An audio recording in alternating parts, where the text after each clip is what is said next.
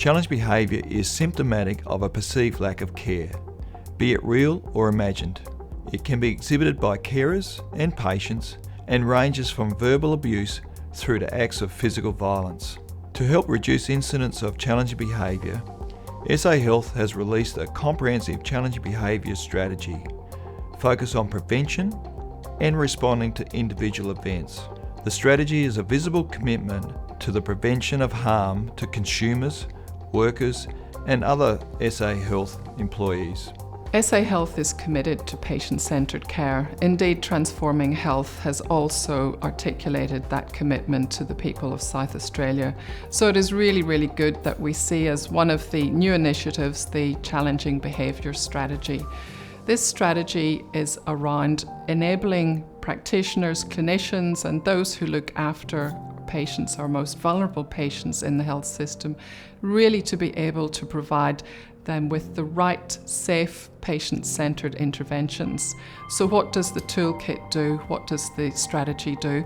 Well, it provides healthcare professionals, clinicians, with a very clear set of guidance around how we actually recognise challenging behaviours, how we assess it in a patient-centred way, how we can actually intervene in a way that is respectful of the patient, and most importantly, know what to do whenever we feel that the patient is at risk or that staff are at risk.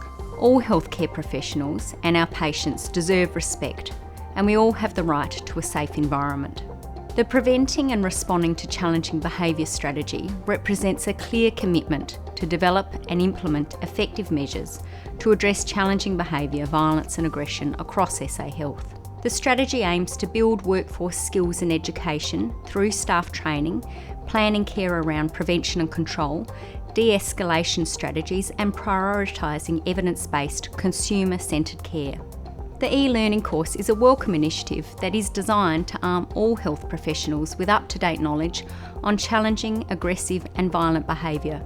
It also provides important support and assistance for those who are exposed to challenging behaviour, violence or aggression, and imposes consequences for those who do jeopardise safety.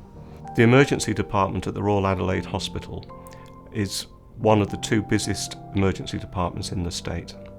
It also has an important role of being the state's major trauma receiving centre. The department sees about 73,000 patients a year, which averages out at about 200 patients a day.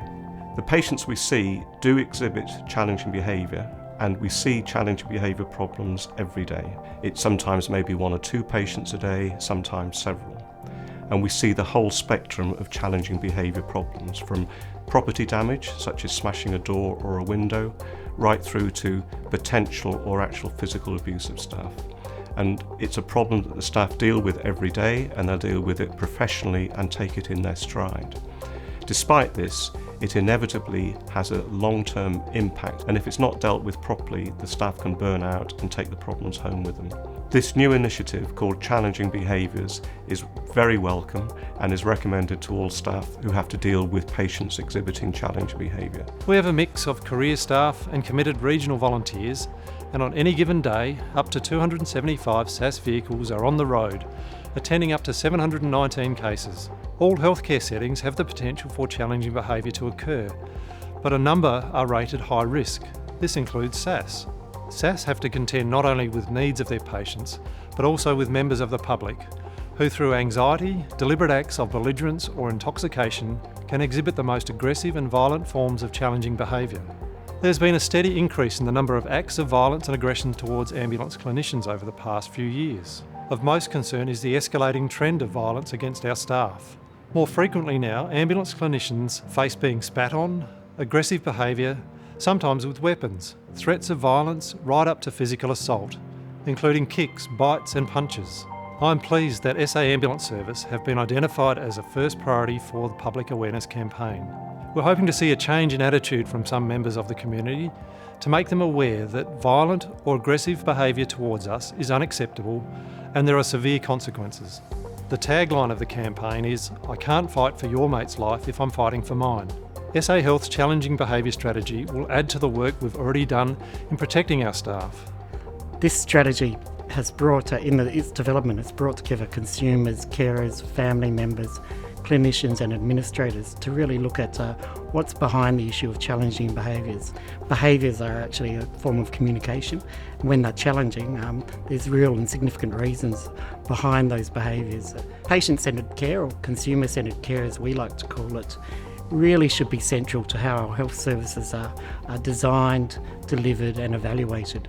With the strategy, the Challenging Behaviour Strategy, is an example of really putting patients and their carers, their families, at the centre of a service response. Involving consumers and carers early on in this strategy development has meant that we've got a much stronger strategy. We've got a strategy which recognises the diversity of experience out there in the community.